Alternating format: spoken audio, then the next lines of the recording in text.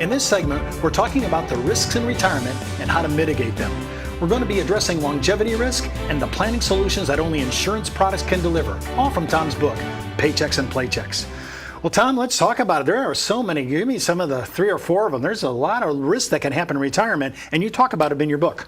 Yeah, so there are a lot of risks in retirement. We'll pull them up here. And most people think of the normal risks, Steve, as market risk. The stock market could crash, withdrawal rate risk. They might take out too much and they could run out of money. We just talked about the order or sequence of returns risk. We might have inflation, might have deflation. You might need long-term care. And I'll tell you, of all of these, the ones that people don't really understand is this order of return risk. So if you can spend some time with the clients talking that, and they don't understand the risk of long-term care. Long-term care is a huge risk that can wipe them out. We might have inflation, might have deflation, but of all these risks, Steve, there's only one number one risk. And number one, hands down, nothing is even close. And the number one risk in retirement is longevity risk. Why? Because it's not just a risk, it's a risk multiplier of all the other risks. See, the longer you live, the more likely the market will crash. The longer you live, the more likely you withdraw too much money. The longer you live, the more likely inflation will decimate your purchasing power. The longer you live, the more likely you need long-term care. Let me make this as simple as I can. If you retired at age 65 and you drop dead at age 68, it doesn't matter if the market goes down 5,000 points. It doesn't matter if inflation is 15%. It doesn't matter if you were drawing 12% a year. And it doesn't matter if you forgot to buy a long-term care insurance policy. You didn't live long enough. But if you live to be 75, 80, 85, 90, it's all these other risks that will wipe you out. So what math and science says is to retire successfully, you've got to take longevity risk off the table. Well, guess what? Stocks can't do it. Bonds can't do it. Mutual funds can't do it. Managed money can't do it. Real estate can't do it. CDs cannot do it. There's only a few things that can take longevity risk off the table. A lifetime income annuity, some people would call that a SPIA. A deferred income annuity, some people might call that a DIA. Or an income or withdrawal benefit rider from a fixed or variable or indexed annuity. That's it. What do all those products have in common? One word: annuity. What all the research I can find from the smartest PhDs in the world who study retirement says this: to retire successfully, you must have an annuity in your portfolio. Why? Because only an annuity can take longevity risk off the table. Why? Because only a life insurance company can issue an annuity. Why? Because only a life insurance company sells life insurance to be on the other side of that risk. Steve, think about it. What is the risk to an insurance company when an agent sells a life insurance policy?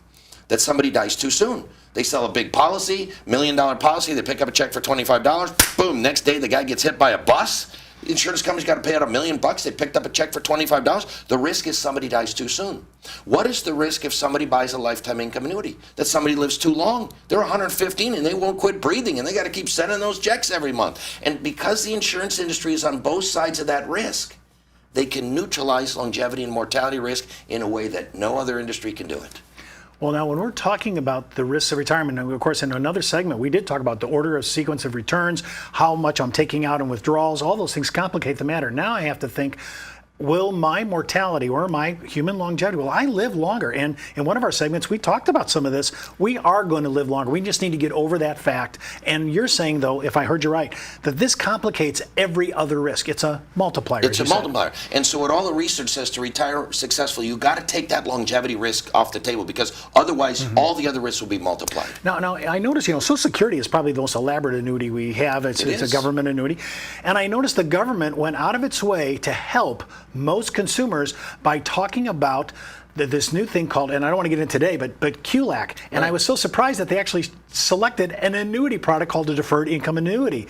Now, if the government's already thinking this way, right, and we already know most of insurance professionals, I think this is a new concept. This whole idea is a new concept to advisors, registered reps, and RIAs, registered investment advisors. It's correct, because only the insurance industry can solve these two major problems: living too long and then needing long-term care. And so government organizations, math and science demands that you have a long-term care plan and that you take this longevity risk off the table with some form of guaranteed lifetime income.